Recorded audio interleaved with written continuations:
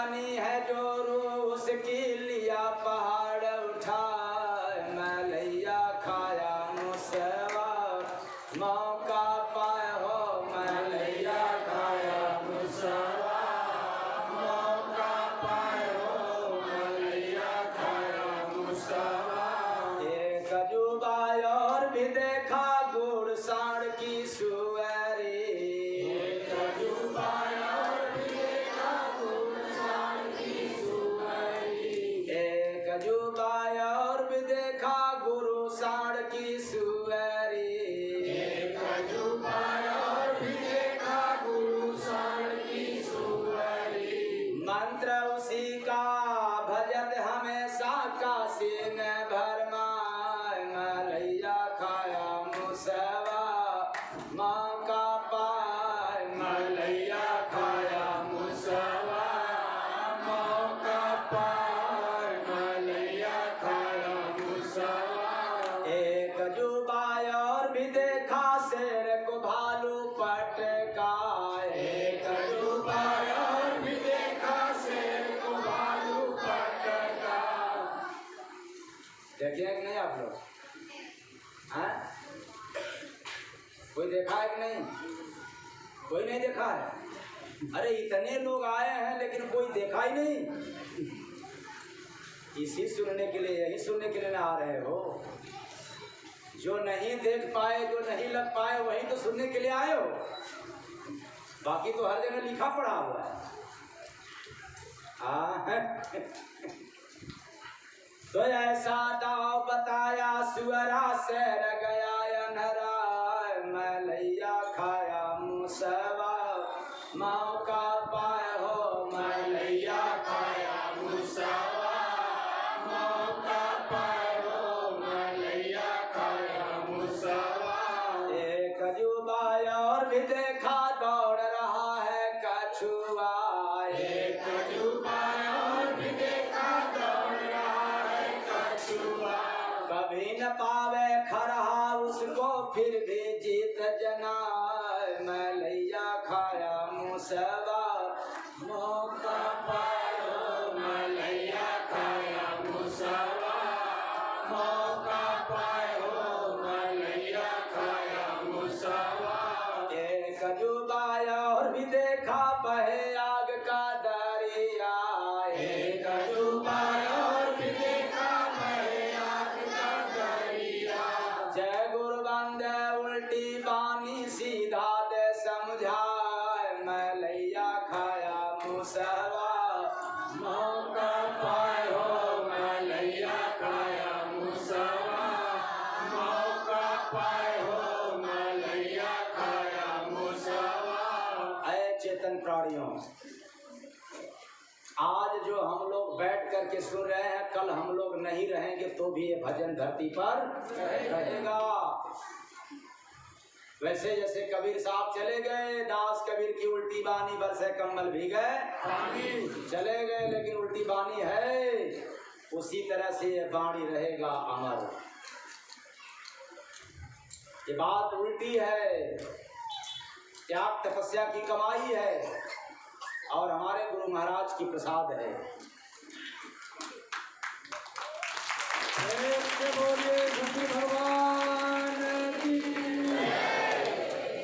तो अब समझना है क्या इस बात का कि जय गुरु बंदे उल्टे बानी सीधा दे समझाए, मलैया खाया मुसवा मौका पाए हो, मलैया खाया मुसवा मौका पाए हो, मलैया खाया मुसवा। अरे सत्कर्म रूपी मलाई खा गया कौन? मन रूपी मूस। मानव शरीर रूपी नगर में मन रूपी मूस रहता है, जो सत्कर्म करने नहीं देता, अच्छे कर्म करने नहीं देता। दुनिया में जितना बुरा कर्म है सो मन करने देता है, इसलिए अच्छा तो खत्म कर दिया मौका पा करके। मलैया खाया मौका पाए हो, मलैया खाया मुसवा मौका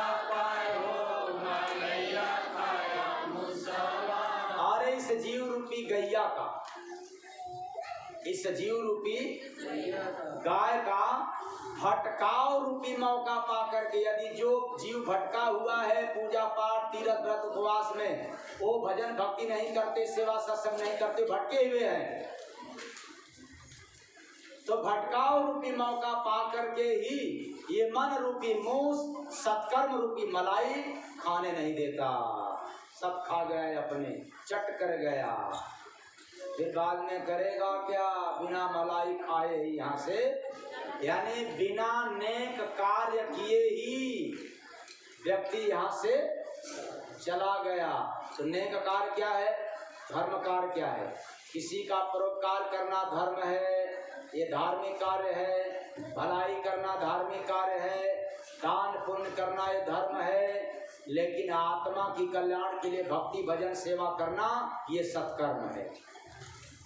क्या है? सत्कर्म। तो आप लोग कर्म तो करते हैं, लेकिन सत्कर्म तो मलैया खाया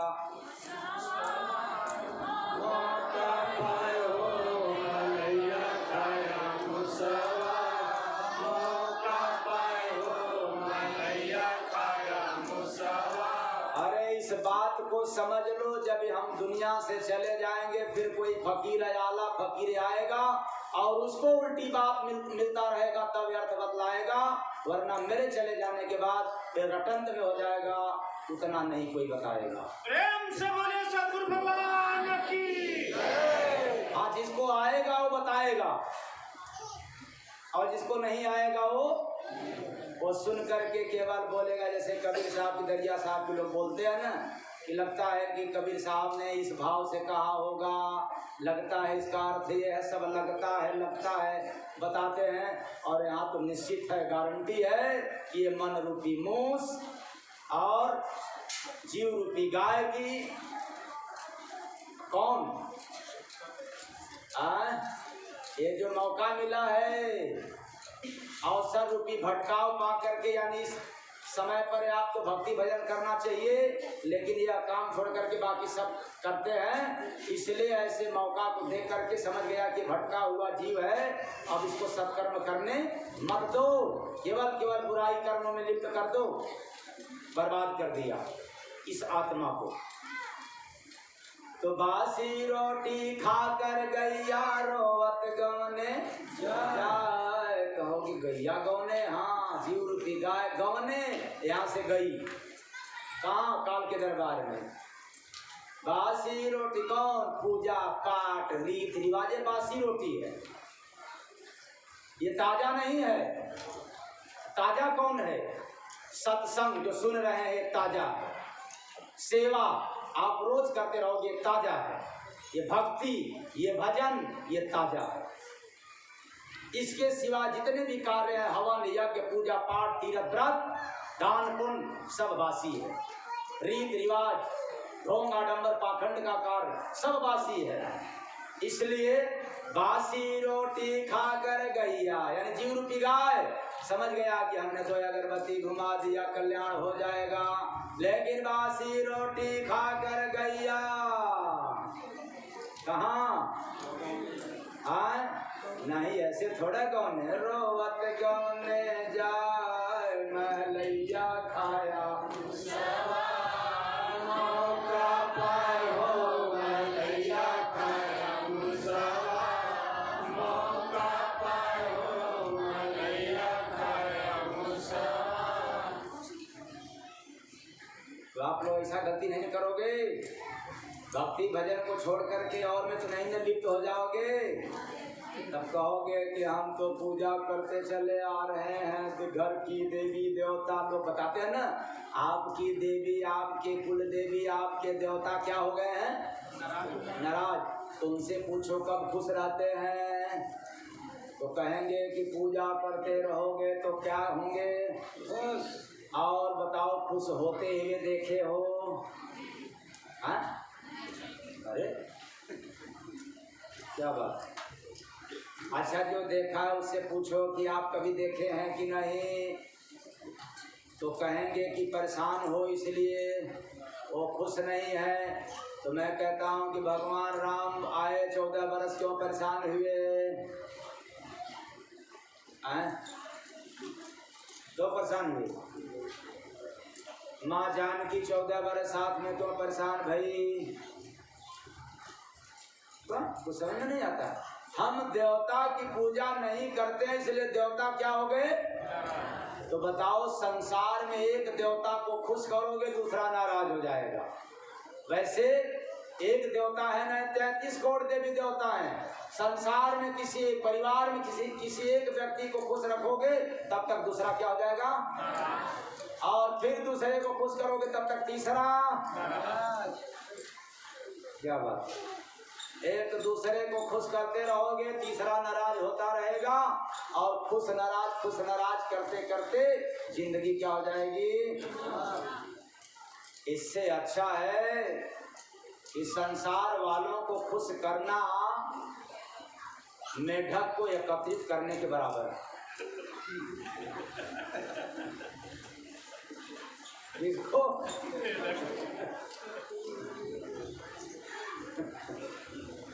केवल 2-4 मेढक को इकट्ठा करना चाहो तो इकट्ठा उसको लाओगे तब तक खुद फिर तीसरे को पकड़े को तब ये भी क्या हो जाएगा। ऐसे है, एक को खुश रखोगे दूसरा नाराज हो जाएगा। वरना देख लेना, यदि मेरी बात है आपको भाषा नहीं पकड़ में आ रहा हो तो अपने संतान में प्रयोग करके देख लेना।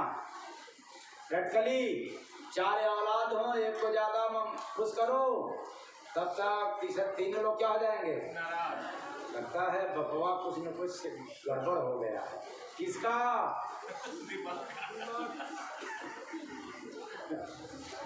किसका गड़बड़ हो गया है। अच्छा, तो आप लोगों का ये सही है कि गड़बड़ है। किसी एक को तो नहीं खुश करते हो।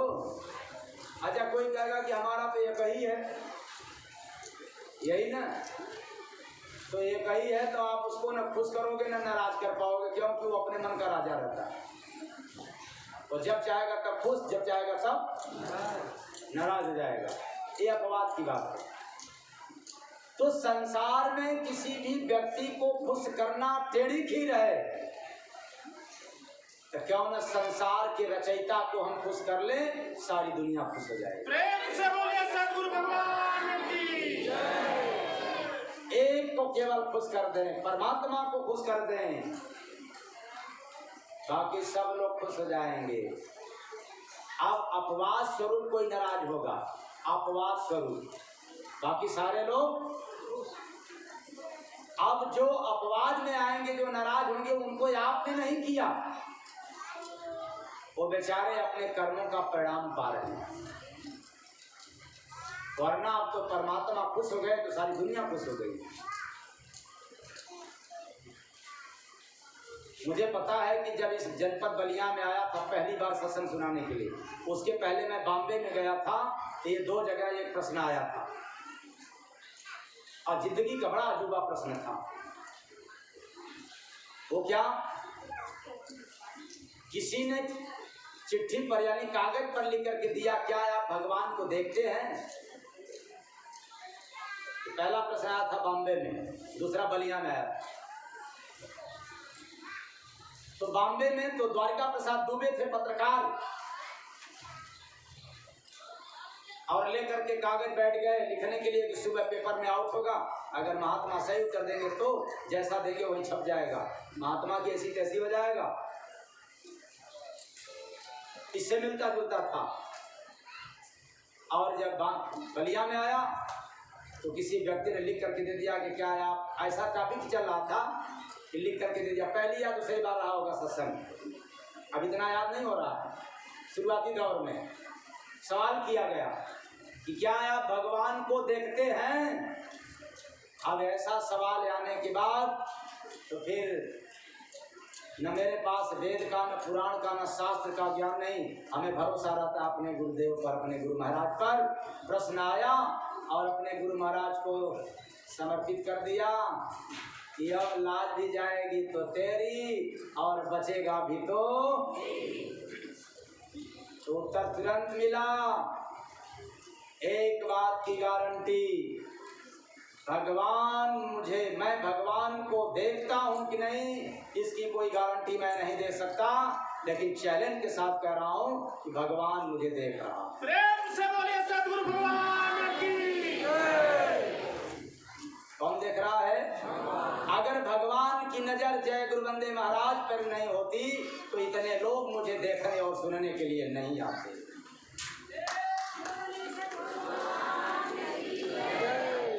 तो तेरो दुख विपदा टल जाई, गुरु नाम भजो भाई।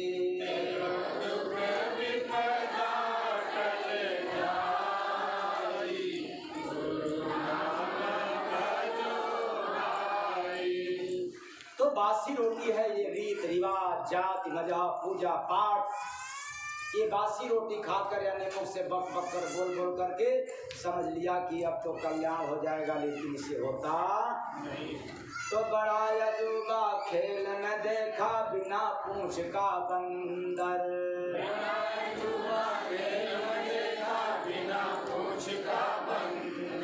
तो बंदर कौन? बुद्धि रूपी बंदर। परख रूपी पूंछ के बिना ही बुद्धि रूपी बंदर रहता है, यानी बुद्धि के पास परखने की जांचने की सामर्थ्य नहीं है। किसके पास? बुद्धि के पास। आप सभी लोगों के पास बुद्धि है, लेकिन सत्संग सुनते सुनते सुनते इतना सामर्थ्य हो जाता है बुद्धि के पास कि वो परख लेता है, जांच लेता है कि क्या गलत है और क्या सही है।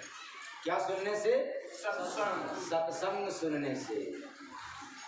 तो चीटी बनी है जोरू उसकी लिया पहाड़ उठा, मलैया खाया मुसवा अवसर मौका पाए हो। मलैया खाया मुसवा मौका पाए हो, मलैया खाया मुसवा। अरे चीटी है बकवास रूपी चीटी, जो बक बक बक बक बहुत बहसी होते हैं, बहुत बहस करते हैं, किसी बात का तर्क करते हैं, तर्क कुतर्क, और फिर अंत में नर्क। इसलिए बक बक यानी बकवास रूपी चीटी, उसकी जहमत रूपी क्या बनी है? जोरू। जहमत रूपी जोरू बनी है। इसी कारण से बुद्धि रूपी बंदर अपने कुविचार रूपी शीश पर पाप रूपी पहाड़ को उठा करके भ्रमण करता है संसार रूपी सागर में, या तन रूपी जेल में हमेशा भ्रमण करता। कौन? क्योंकि बुद्धि सभी के पास है, मनुष्य के पास और पशु पक्षियों के पास। तो जैसे मनुष्य का तन पाते हुए भी सामर्थ्य नहीं है, उसी तरह से पशु पक्षियों के पास भी सामर्थ्य नहीं है। क्यों? सत्संग के अभाव में। तो पशु और पक्षियों को सत्संग नसीब नहीं, लेकिन अवसर मिलता है इंसान को सत्संग सुनने के लिए। इसलिए इनकी बुद्धि तीव्र हो जाती है, पावर हो जाता है, क्षमता बढ़ जाती है कि डिसीजन लेने का क्या गलत है और क्या सही है। तो एक अजूबा और भी देखा गुरु साढ़ की सुअरी। एक अजूबा और भी देखा गुरु साढ़ की सुअरी। देखा है आप? अद्भुत तमाशा रूपी खेल देखा है जो दोपहर में सुनाया था। भैंस भूसा धारी साधु रूपी साढ़।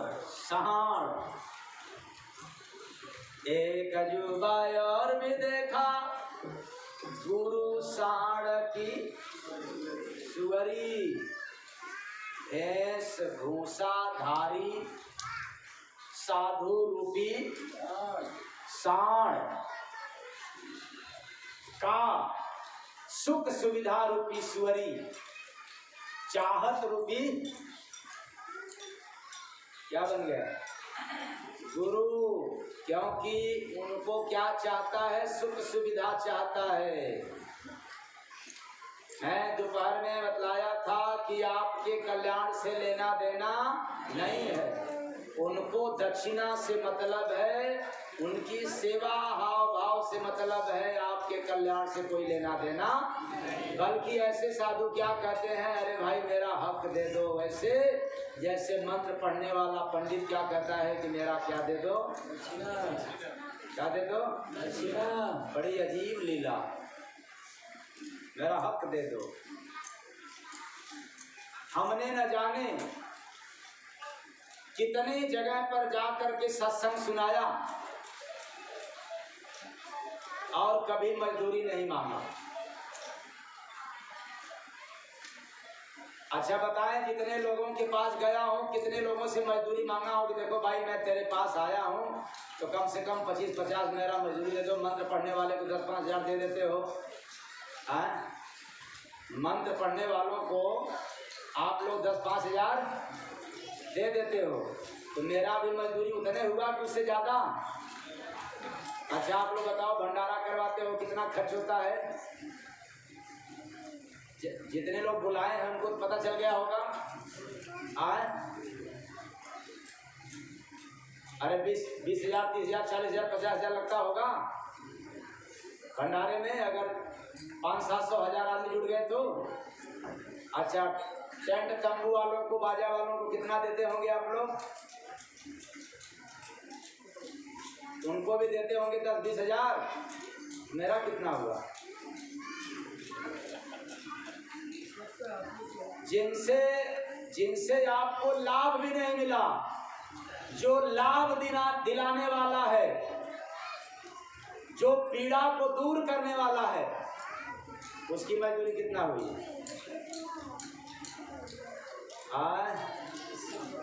तो अगर कोई 10-5 हज़ार दिया भी तो मेरा तो मजदूरी भी नहीं दिया, मतलब उसके पास कर्ज अभी हमारा बाकी है, कर्ज अभी बाकी है, क्योंकि हमें बुलाया। किस लिए बुलाया? परोपकार काम करने के लिए कि केवल मजदूरी देने के लिए? परोपकार के लिए। किससे परोपकार होगा? केवल खाना पानी से होगा, बैंड बाजा से होगा, या किसी संत सद्गुरु से होगा? तो उसका कितना हुआ हक? टेंट वाले से भी कम, बाजा वाले से भी कम, भंडारा से भी कम।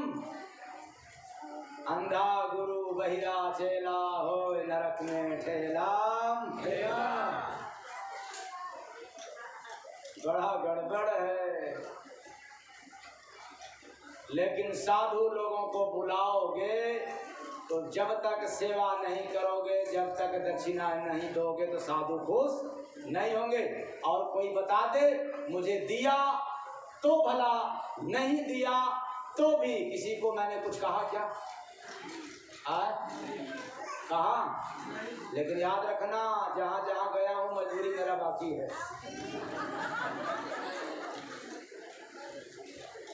अब चाहे किसी भी जन्म में, लेकिन देना तो।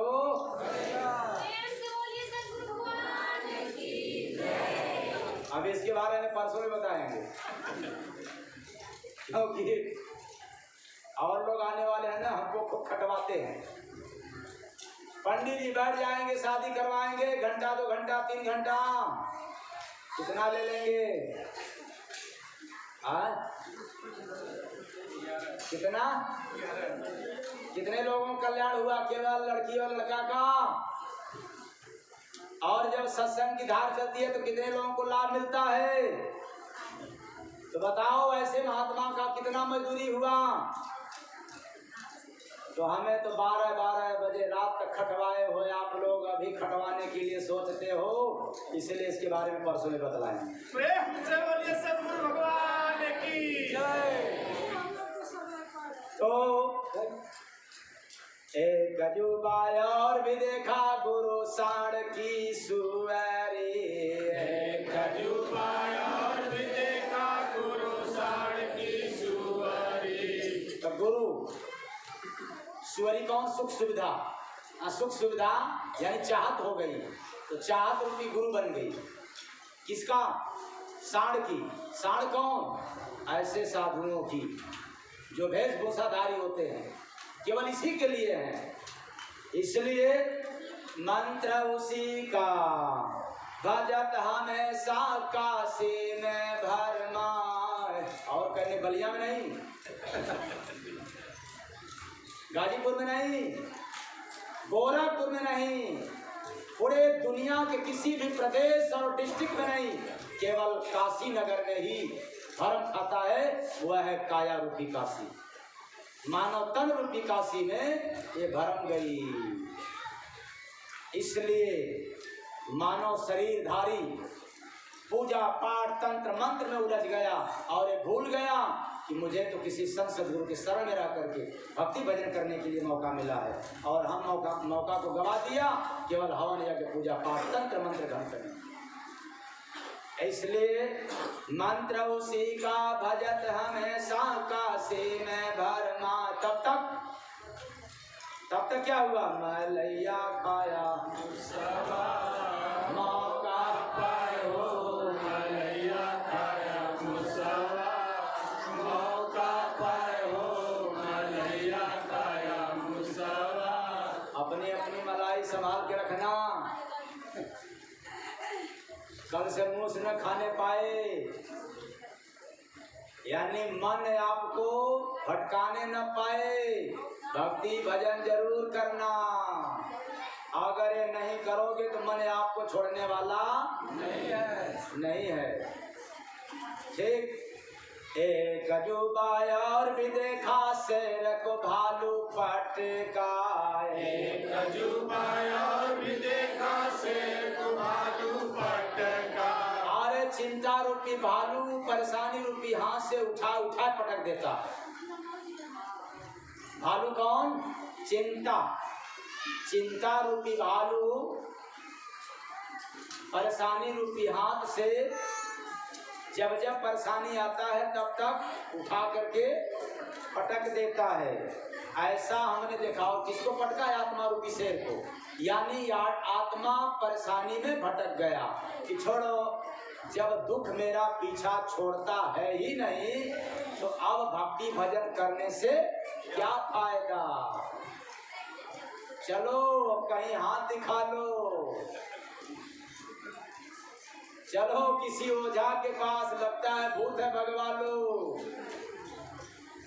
अब भक्ति भजन करने की जरूरत। ऐसा हमने लीला देखा। इसलिए गजूबा और भी देखा, शेर को भालू पटका। गजूबा और भी देखा, शेर को भालू पटका। ऐसा दाव बताया सुअरा, शेर गया अनहराज। खाया मुसवा मौका पायो, मलैया खाया मुसवा मौका पायो, मलैया खाया मुसवा। ये सोच रूपी दाव। कौन सा दाव?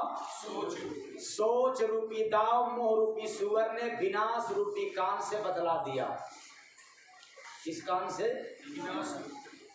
जिस रास्ते पे विनाश होना तय है वही रास्ता बतला दिया। तो किस रास्ते से विनाश होता है और किस रास्ते से